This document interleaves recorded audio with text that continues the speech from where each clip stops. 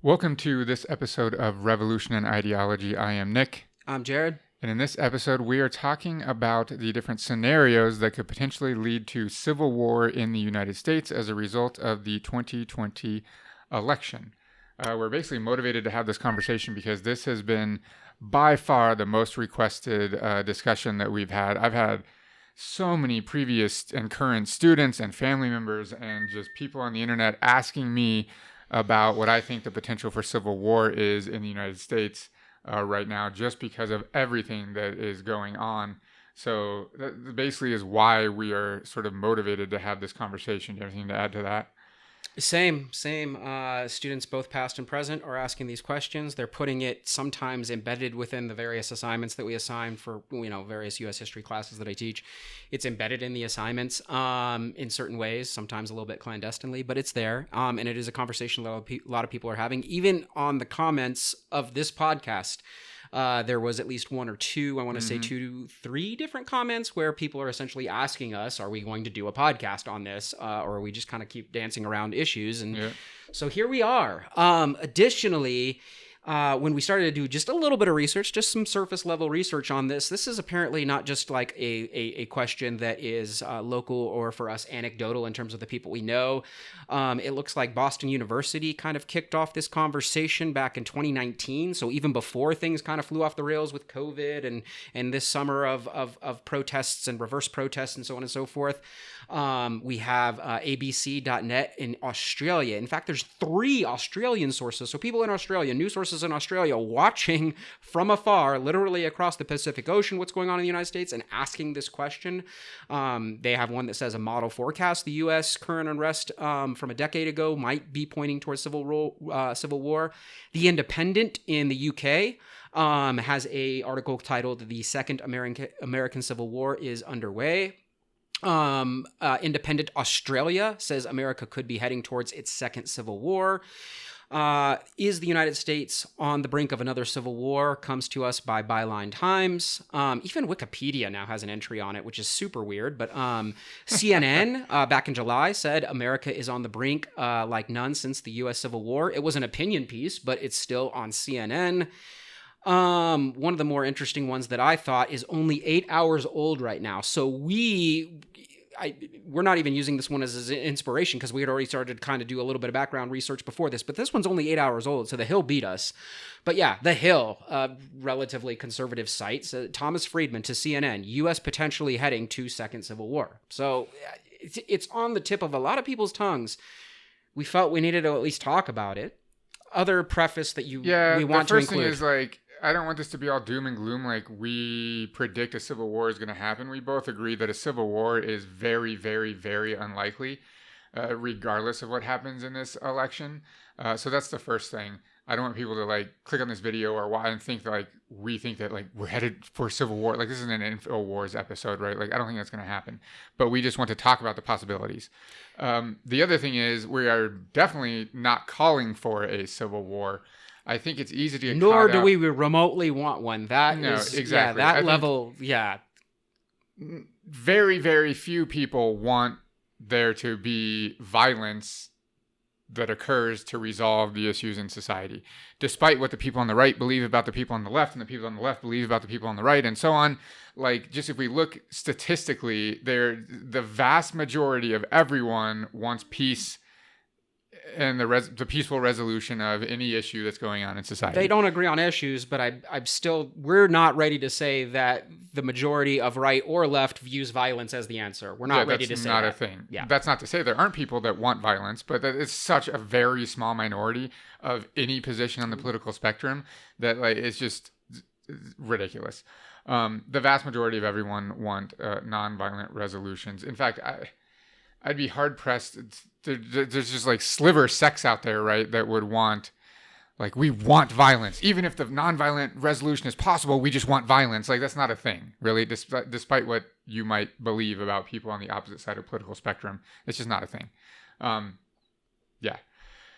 We are using 2 sources for this as our main sources of research. which we will definitely link in the show notes so everyone can read them. The first one, it's only first because it's the first one that we read. It was an article that was published on Medium by a game designer by the name of Mike Selinker. I think I'm pronouncing that correctly, but it's potentially not. And the title is "A War Game Designer Defines Our 4 Possible Civil Wars." Mike's bio, he says he's a game and puzzle designer, author, and amateur firebrand. So he wrote this article, but his article was analyzing a report that was done by this group called the Transition Integrity Project. And their report was called the Preventing a Disrupted Presidential Election and Transition. This is a quote from the beginning of their report, so you know what it's about. They said, in June 2020, the Transition Integrity Project convened a bipartisan group of over 100 current and former senior government and campaign leaders and other experts in a series of 2020 election crisis scenario planning exercises. So what they did basically was got these experts together, over 100 of them, and they basically played out different scenarios of what will happen in based on different election outcomes. So like if there's a Biden blowout, what will all of the different interested parties do? What will Trump and his administration do, etc.? And so they did this a lot of different times and came up with like what they view as the probabilities for is there going to be violence in the streets? Is there going to be a civil war? What does the transition of power look like? And so on. They did that first, and then Mike Selinker wrote his article based upon that report. And in some places he agrees, and in some places he disagrees. And I'm sure that we will both agree and disagree with many parts of both of those sources. So that's basically what we're going off of and what's motivated us to do this episode.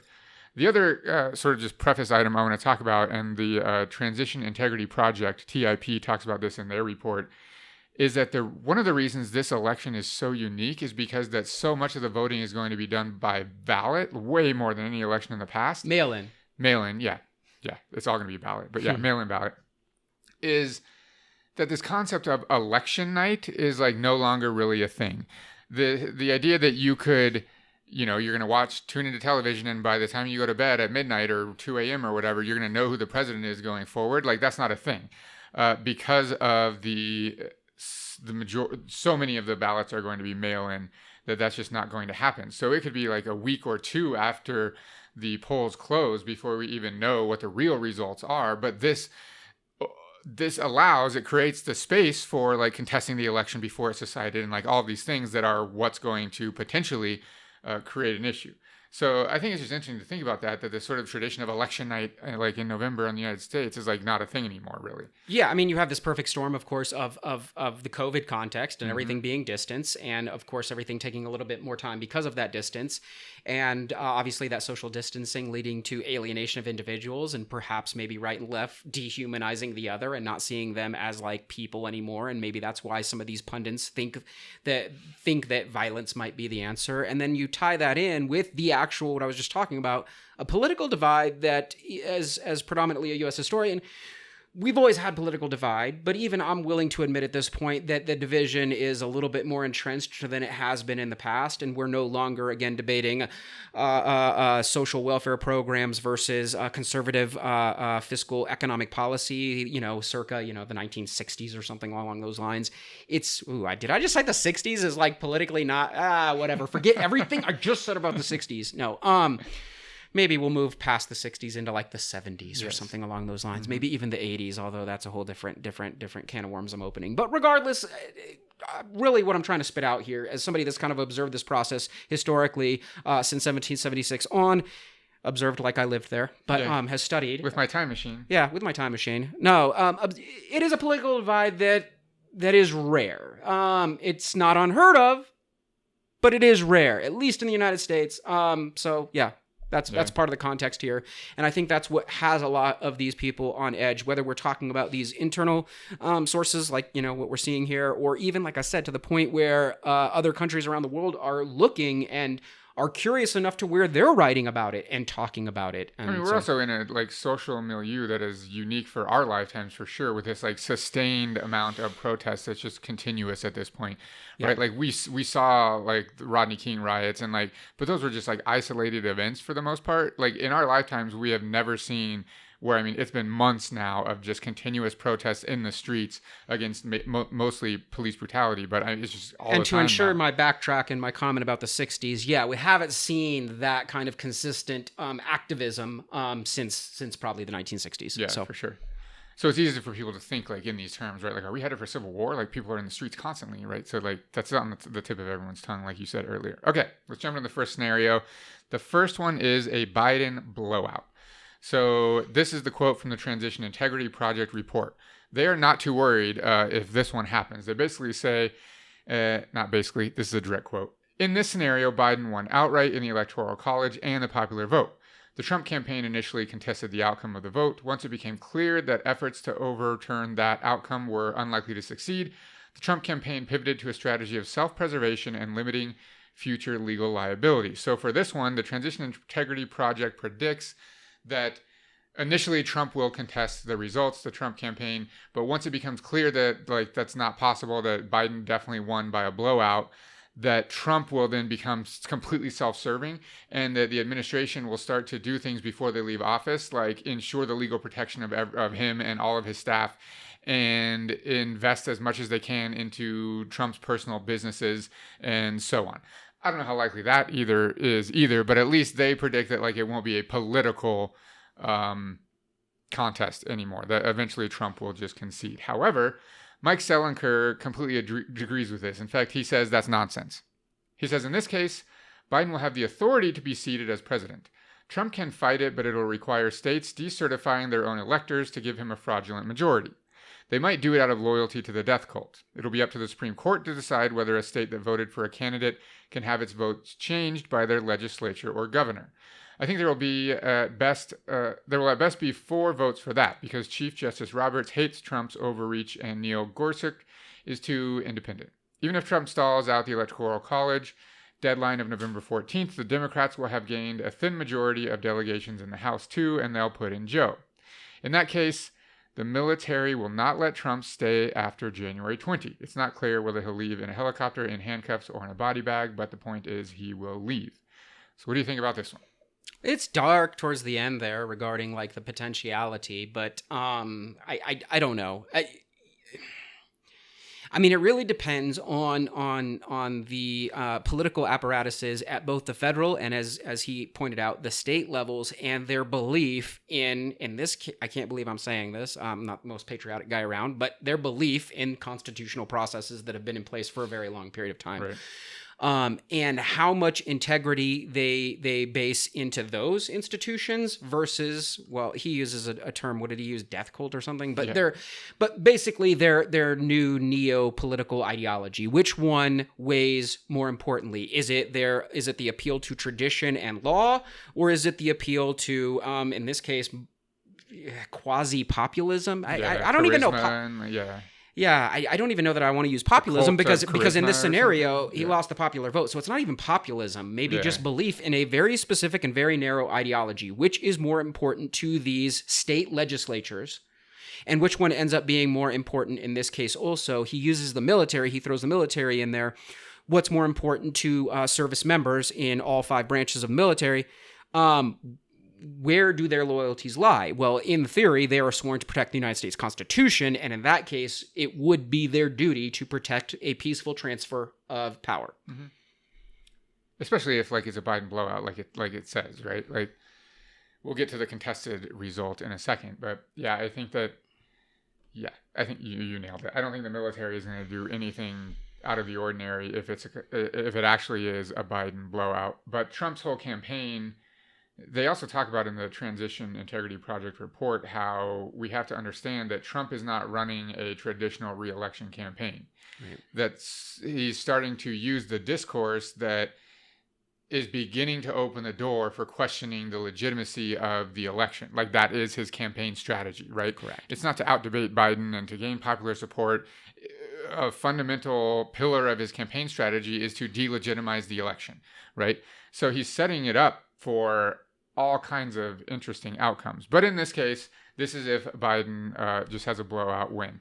The Transition Integrity Project basically thinks that if this were to happen, Republicans will essentially concede and take this blowout victory as sort of indication that they have lost rightfully and legally, and like they will move on to fight another day. What do you think about that? I mean, it's unpredictable right now. I do think that, well, again, it depends on, like I said, it depends on the integrity of the individual. And at that point, it's not just the individual politicians, but the mass amount of followers, right? Let's pretend it's a relatively 50-50 split. Like, so 50% of the constituents of the United States would also have to concede that in this case, they lost by the rules that have been in place for a very long period of time. Are they willing to, and the irony here is it is a party that says its foremost loyalty is to that document, and all of the amendments to that document that have taken place over the last 250-ish years. Are they willing to kind of stand behind that integrity, or is that integrity merely a facade? And that's the question that neither myself nor Nick can answer, nor either of these sources. Well, I think that we have to... I want to believe that. I want to believe that. We also have to split up the political spectrum, right? Like your normally fiscally conservative Republican is going to go along with whatever the results are. Yes. Same with your normal sort of liberal, right? Both of those groups are always going to fall in line with whatever the results of the election are. What we're really trying to talk about is what are the extremists going to do, right? And that's the biggest wild card, right? So let's say there's a Biden blowout. What is the extreme right going to do?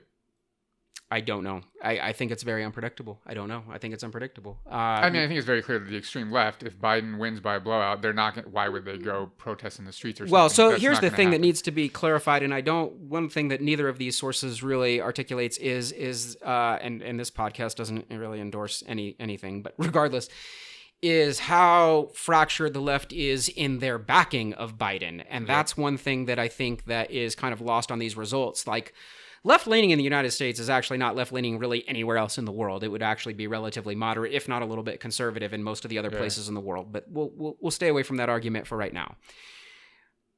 The left itself, so if it's often posited that the United States election being basically now, I mean, really only two realistic parties with a chance at executive power is always a choosing of the lesser of two evils for whatever side. Well, the left has it like multiple times. They're stuck always choosing between the lesser of two evils, just merely for candidacy, and then stuck choosing another lesser of two evils for actual presidential election. So I must stress that like the extreme left is not happy with Biden already. That's pretty. They have been adamant about that from all different sectors of the far left, and Biden is not cutting it for them. So the question now is, is the extreme left willing to even settle and cast their vote for Biden, or are they going to just not vote at all? That's a big question that I think neither of the sources is really addressing, because the extreme left has a strong distaste for Joe Biden, and perhaps rightfully so. I mean, the radical left has extreme distaste for electoral politics in general. Yeah, for sure. Right. So I think that the question regarding the left is also much more nuanced than a lot of us are willing to admit. 100%. We see the terms... I mean, do we see, like there were protests when Trump got elected from the left. Do we see that with Biden? From the left? Mm-hmm. Maybe. I mean, it comes back to this idea of, like, harm reduction, which is a catchphrase now on the left, as people on the left are debating, like, do we vote for just more neoliberalism to protect ourselves from more extreme measures that they are afraid of from the Trump administration, or do they try and find solutions outside the system themselves? That's been a debate on the left for at least the last 4 years, if not much longer than that. But it's definitely ramped up a lot more in the last 4 years. One thing I hadn't I don't considered... know I don't know if we can predict how the left will react in that case, and I don't know that we can predict how they're extreme. Both sides are extreme for a reason. Extreme left versus extreme right. We don't know how either might react in a Biden blowout. The thing that's interesting is I think that we might not see... So in the scenario of a Biden blowout, I think we might not see protests against the election results or the new person being president. Maybe the right will be like, Biden's not my president type thing. But I wonder if the violence will rear its ugly head in the protests against police brutality that are going to continue. So, like, let's say the extreme right won't go protest against Biden winning the election, but they will ramp up their efforts in counter-protesting the left's initiatives against police brutality. I could see that I mean, it's happening possible. for sure. Yeah, it's possible for sure. Okay, let's move on to the next one. This is a close Biden win. So not a blowout, but if Biden basically ekes through. So the Transition Integrity Project says, the final scenario explored a narrow Biden. This is final for them because we're going out of order of their report. This scenario explored a narrow Biden win where he leads with less than 1% of the popular vote the day after the election and is predicted to win 278 electoral votes. Fox News is among the major networks that calls the election for Biden, though the Trump campaign does not concede, setting up an intense competition that concludes with an uneasy and combative but ultimately successful transition. So that's the TIP, Transition Integrity Project. Mike Selinker says, this is a scenario where the Democrats scrape out a close win for the presidency to get 50 senators, including Arizona's Mark Kelly, who is seated in November because of his special election status. And the GOP hasn't quite gotten a replacement into Ginsburg's chair just yet. Trump calls foul and refuses to leave. He swears he should not only be president for 2021 term, but for 8 more years after that because of the Democrats' dirty tricks. The Congress is gridlocked, he doesn't budge, and America freaks the hell out. And then he continues. So I guess the one question I have of this source is, how do they come up with that specific response by Donald Trump in that case? I don't know that. Well, we need to clarify. The Transition Integrity Project is a group of experts that got together and they basically played out the war game, the simulations of what would happen. So you guys are the Supreme Court, you are Trump's administration, you're Biden, you're the Senate, right? And then they played out, well, the Senate would do this in this scenario, and Trump's administration would do this, and well, we're going to do this as like the Supreme Court, and so on. Selinker is just a dude that's a game designer that's commenting on this. I don't actually think he even has he has less expertise than us on social movement, social change, and politics. Let's be honest. Yes. So like we're just taking him with a grain of salt of like, this is his commentary on the TIP report. Okay. So I just want to make that clear. I just wanted to make that clear that this is basically an op-ed piece that we're analyzing. I just wanted to make that clear because, again, there is no specific computer-generated algorithm where that computer says Trump will be like, I want to be elected, I want 1 more year through 2021, and then I'm going to require 8 more years. Like, there's no, this is an opinion pieced by this dude. Exactly. Okay. So, in my opinion, this is the most scary one that has the most potentiality for violence in some manifestation, if not civil war, if we're going to keep using that term, where there's a close Biden win that can be contested by Trump, and where Trump then will use the narrative that he's been building his entire political life on for the past, since he's been in the political spotlight, that the system is corrupt and the election was not legitimate and so on. And he can then get his followers, whipped up into a fever about this and try to make a claim to stay in office. What do you think? What happens?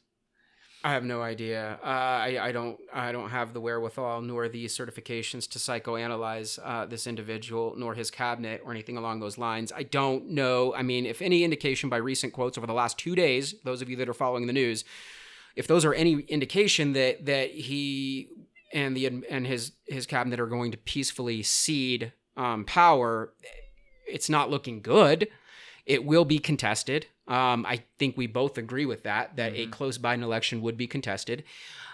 I fall back on my credentials as a historian and looking at U.S. political history. There have been contested results in the past, and they're contested by what, at the time, we would argue were very divided groups of people, and yet we still didn't plunge our way fully into civil war in some cases, although there is the actual Civil War that we must discuss as well regarding, of course, Abraham Lincoln, and then, of course, the complete new government set up in Richmond under Jefferson Davis. So there's that scenario, but then there's scenario about like the Jeffersonian transition of power, or even super recently, the 2000 election, which went from, I don't even want to opine on this, but let's just say Gore probably should have won, but did concede, and there wasn't a civil war. So they talk about specifically, like, exactly that, right? Gore ended up conceding. He could have contested that much, much harder and longer. And they asked the question here, like, is Biden the politician that will really stand up and challenge and, like, be the hardcore challenger if the election becomes contested? Like, will he fight it out to the very So end? yeah, the article posits that Gore cowered a little bit. Mm-hmm. That Gore cowered out to it was certainly very impactful historical events that because of his cowering out. Those of you that know what happened after 2000, definitely some major results there. I don't know if it would have been better or worse under Gore what happened from basically like 2000 through 2008, but it yeah. So what do you think? Would Biden fight to the end? I don't picture Biden as a fighter. I don't. Me neither. I don't picture Kamala Harris as somebody that would be willing to kind of like, I don't know, and as a VP candidate, I don't even know that she would have like kind of the power or the backing to also. I mean, I would believe in her more than I would believe in Joe Biden, right, by like a wide margin. Here, let me just be blunt. I'll just flat out say it. I don't believe in the Democratic Party's wherewithal to fight anything. I guess I'm letting my cat out of the bag. I would be one of those individuals that thinks that party's just dead in the water at this point. Here's the interesting though. I don't think they have. The Republican Party is not united in this case either. There's so many of them that do not support Trump that we can't even say that like the Congress would also be hardcore and the Republican Party is like this united entity that would fight for this, right? Just like the Democrats. I think both parties are divided right now, which is interesting. I think the Democrats much more so than the Republicans in this case. And like I said, I'm not a believer in either by any stretch of the imagination, and I've been spending my whole life choosing between lessers of evils, and I'm tired of that. But in this specific case, they just don't have a spine. And that would be a real fear for those of us that want things to just calm the hell down for a little bit. I mean, as much as you and I might have a disdain for electoral politics, I guarantee you Bernie would have fought to the end. Bernie he would Sanders, have died fighting. We're not even huge Bernie Sanders fans, but yes, he would have been a much better option than Joe Biden. Right. I will agree with you on that. And yes, there would have been much more of a spine and much more teeth. At this point, the guy is just a guy. He's basically running on the campaign that I'm not the guy in office right now. That is He's like a mannequin. That's what I think of every time I see Joe Biden doing anything. So basically, we're relying on the fact of what I just said. We're hoping that everybody is just tired of constant unease and constant conflict. The funny thing is he's like a perfect... Like he's like a perfect symbol of the Democratic Party, right? We don't even have a platform anymore. We're just like, we're not the other side. That's it. So vote for us because Which is of that. sad. Like, and that's why I have no faith in their ability to kind of stand up to any sort of contestation. Mm-hmm. So. All right. The next one is an ambiguous result. So the Transition Integrity Project says this is the scenario in which the outcome of the election remained unclear from election night and throughout the gameplay. The election outcome turned on results of 3 states, North Carolina, Michigan, and Florida. Different combinations of outcomes from those states could result in a range of final election results, including 269 to 269 Electoral College tie. A blue shift occurred during the game whereby what initially looked like a Trump win shifted in the second turn to looking like a Biden win. So while they're running their simulation over and over again, this is shifting back and forth, so there's no clear winner, like literally. They continue, the outcome of the scenario hinged on how the elected officials from the 2 parties addressed the separate slate of electors from Michigan. GOP officials asserted that as the president of the Senate, Vice President Pence could legally choose to accept or reject electors as he wished. There was no clear resolution of the conflict in the January 6th joint session of Congress. The partisans on both sides were still claiming victory, leading to the problem of 2 claims to commander-in-chief power, including access to the nuclear codes at noon on January 20th.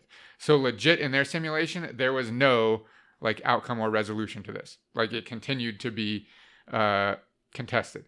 Mike Selinker, so he's just the guy, the game designer that's commenting on this, he says, in the scenario where a constitutional crisis leaves the presidency open to January 20th, with both sides claiming it, the out-of-power party will have to take to the streets. This administration has made clear that it will put down rebellion fiercely. So the goal of the insurgent group has to be to sever the loyalty between the military and the administration. That is typically known as terrorism, and Americans don't have much stomach for that in their streets. This revolution will be televised, and every element of it will be a recruitment video for one side or the other. I have no real additional commentary. I believe he's right. A quote unquote tie or an ambiguous result or whatever they're calling it there basically means a bare minimum of probably 4 more years and still not. The point of this video is to talk about potentiality for civil war. I actually don't. I think the Democrats would just lay down. No, again. That's exactly what I was Yeah, about they to would say. lay down. I think the odds of the left Yeah. actually organizing themselves into the streets in a concerted effort to try to challenge Trump staying in office in this scenario is slim to none. Well, and that's not even meant to like fully derogate the left in this case, but I do think that would give license. The other thing is it gives license to the right to double down on the already unconstitutional militancy that is taking place, and I think that's why. I mean, let's be honest. In this scenario, one side will have the full brunt of the military at their disposal. And so, yes, that's not actually ripe for civil war, if I'm honest with you. Like, I don't know any individual, no matter how extreme left you are, that is willing to take on the United States military. And the United States military, in that case, since that is the sitting president and they are sworn to, I mean, he's the commander-in-chief. So you get the idea. Well, that's the thing that's key in this one is that it's ambiguous, that there is no clear winner, right? But he's sitting already, and exactly, that that's matters. the thing. So if Biden is the clear winner and Trump refuses to leave, then I think the left has much more of a chance of going to the streets and fighting that result. Here, there is no real winner. Trump's already sitting in office, so the left, I think, then becoming motivated to go violently oust him out of office against the military and all of the right. They're not going to do that. Yeah, I feel like that's incredibly unlikely. They're not going to do that. And I wouldn't, like I said, I don't know that I would fault them for that. What are you bringing sticks to a drone fight? That's not going to go well. So you can't ask people to go run out in the streets and die. It's just, yeah. So the reason throughout history, right, it lends itself to whoever ends up getting the military on their side, the odds are that they will win in the conflict, right? Correct. And in this case, like I said, I don't see that. I actually don't see that as an opportunity for civil war. I actually don't. Mm-hmm. And that's what we're talking about right here. So exactly. That specific scenario. Okay, the last one is a clear Trump win. So the Transition Integrity Project says, in this scenario, a comfortable electoral college for victory for President Trump. They anticipate 286 to 252, but also a significant popular vote win, 52% to 47% for former Biden. So they're even saying they think Biden is going to win the popular vote.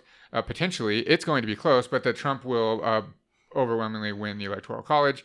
It says this one for them ends in a constitutional crisis with threats of succession and the potential for either a decline into authoritarianism or a radically revamped set of democratic rules that ensure the popular will prevail. Abolishment of the Electoral College, making D.C. and Puerto Rico states, and other changes. So they think that if this happens, where Trump wins the Electoral College handily, but Biden is at least close in the popular vote, that this will motivate people to try to abolish the Electoral College and so on. So Selinker says, in his opinion, this is actually the worst. He says, I saved the worst for last. In this scenario, Trump clearly, though probably not without some voter suppression, again, this is an op-ed piece, wins a narrow majority and the Democrats don't take the Senate. Ginsburg is replaced because Trump has a mandate. Biden and his fellow moderates are blamed for blowing the election, whether or not it was actually their fault. It would be. Yeah, 100%. This is the opposite scenario of the Biden blowout. The Democrats collapse and progressives become really, really angry. Those who voted green or stayed home are called out and threatened. The Sanders wing leaves the party for good. Normal political stuff.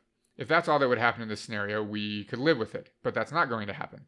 Republicans won't be content with a win. They will burn every civil right they can find. Trump's Hitler Youth-like patriotic education plan will become a reality. Gun control will become a remnant of history. A disillusioned left will become exactly what Fox News wants them to be, violent. The president will be thrilled to meet fire with an inferno.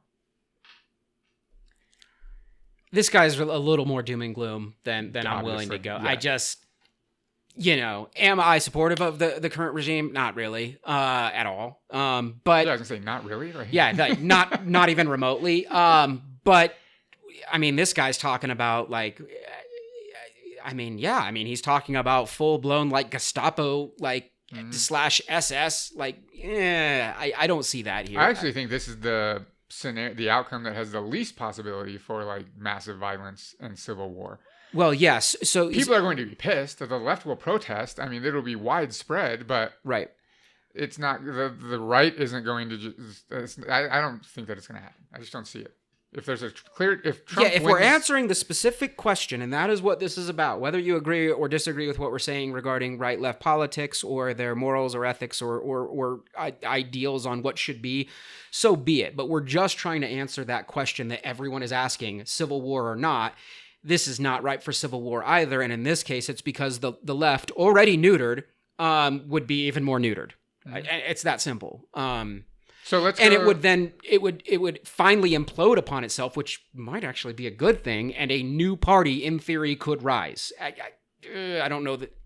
I don't know. I mean, it's a good thing that the left. It's super interesting to see what's going to happen to the actual left, not like the Democratic Party, the actual left.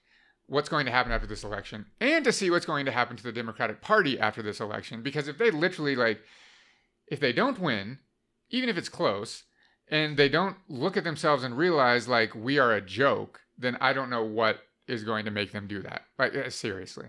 Yeah. So we don't know that it's ripe for civil war, nor do we even want this scenario, because the one thing I would argue that he was correct about in his doomsday nonsense that he was rambling on about wasn't like Gestapo style stuff or whatever, and he doesn't use that term. That's mine, but regardless, that's what authoritarian. Yeah, but that's what that's what he's alluding to. I don't think that's a possibility, but I do agree with that first part. I do think a lot of the progressive legislation, and when I say progressive, any legislation basically from 1964 or 65 on would be scaled back. Oh, yeah, abortion rights are gone. I do think that is a very scary possibility. Mm-hmm. That I do think he's right about. But that's not the question. Although I will say, like you said, I don't think Gestapo is going to happen. But those things happening are going to lead to more protests by the left. And like it says here, the administration will happily fight those protests in the street. And that is the scary part, because again, we're already seeing the clear breaks, the ethical breaks, not just the constitutional breaks, with how they are handling freedom of speech, freedom of protest, freedom of redress of grievances. In case you're wondering, I am literally citing parts of the First Amendment here. No issue violating those now. That would be a problem for all people fighting for equity in any way moving forward with this scenario. And that's the scary part. That doesn't mean, again, to answer the very specific question, civil war, yes or no, it's still a no, but it's not, this scenario is not necessarily a scenario that bodes well for anybody that is seeking some sort of progressive agenda of any kind. And it will be squashed violently, and neither of us support that 100%. So that's why this scenario is scary. It is a scary scenario. Okay, so a clear Trump win, not a good scenario, but doesn't lead to civil war.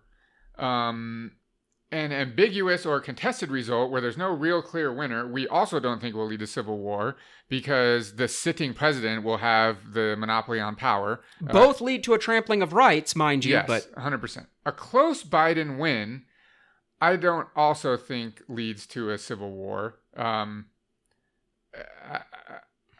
don't know. So the ones that I think have the biggest possibility of leading to civil war are the Biden wins. The Biden blowout is less likely, I think, to lead to civil war than the close Biden win, because the close Biden win plays exactly into what Trump is setting up already, yes, which is the narrative of the illegitimate election and so on. So I think out of all of the scenarios, the probably most likely to lead to a civil war is a close Biden win.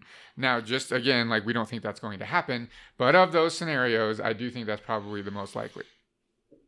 Yeah, I mean, I would agree with that. I would agree with that scenario. And like I said, we can just hope that doesn't happen and that cooler heads prevail and that there is a peaceful transition of power. Although we're not counting on that, because for the last 2 days, dude's been backpedaling on peaceful transition of power. Already, and Nick's been pretty clear about this, again, backpedaling in terms of denigrating what mail-in voting is, in terms of not even willing to commit, verbally commit. Let's be blunt. When someone directly asks the president if they will commit to a peaceful transition of power if they lose the election, and their response is, we'll have to wait and see, what are we doing, America? Seriously, neither Jared or I are patriotic by any means at all. But seriously? A president of the United States says, well, I can't commit to a peaceful transition of power. We'll just have to see how it plays out. Are you serious? And if you are one of the few listeners that we get from a certain political ideology, and you know who you are, we don't get a lot of like far right listeners, I'm willing to bet, or we don't appeal to that necessarily, that demographic. But if you happen to be one of those people and you do sit here and kind of pontificate about your support for the United States Constitution and everything Americana, ask yourself, would you be cool with that? With basically this complete trampling of everything it is that you say you believe in? Would you be cool with it? Here's what I will say. We both agree that the greatest possibility for civil war is a close Biden win. I still think that possibility is very, very slim. The thing that I am worried about is a close Biden win is probably the most likely outcome. If we look at what the polls are saying and what's going on, and like we've been burned by the polls before, so who knows, but the predictions are that it's going to be a close Biden win. The most likely outcome is a close Biden win, which also happens to be, in our opinion, the most likely chance of civil war.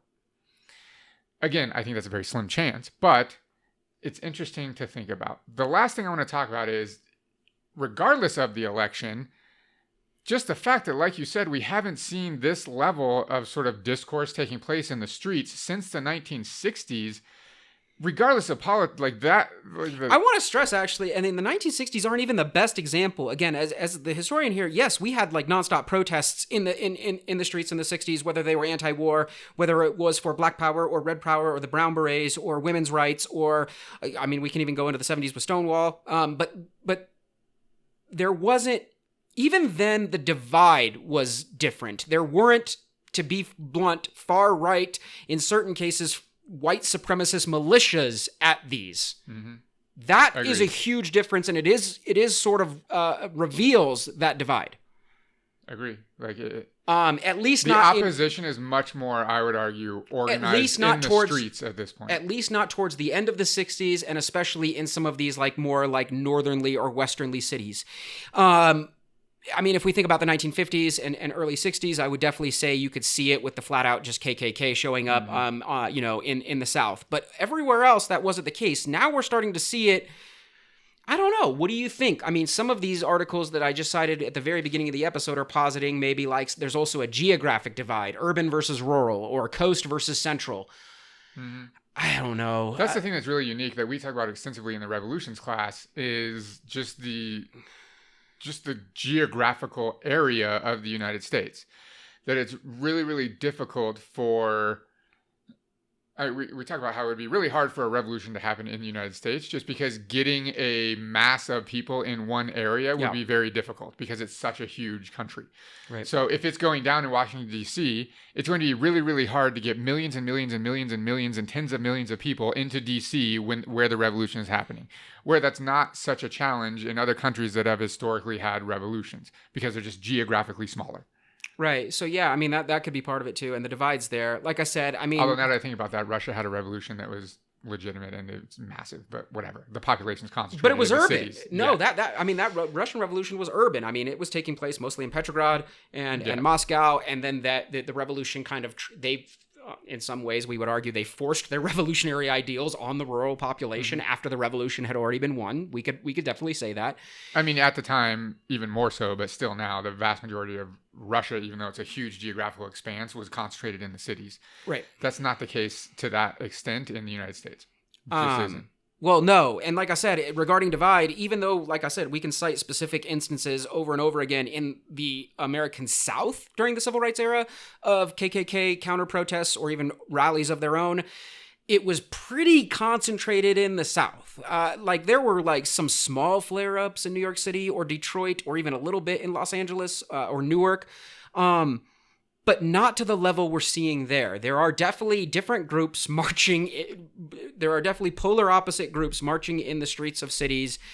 Seems like every other week these days, and for various different reasons. Some people just want a haircut and eat Applebee's.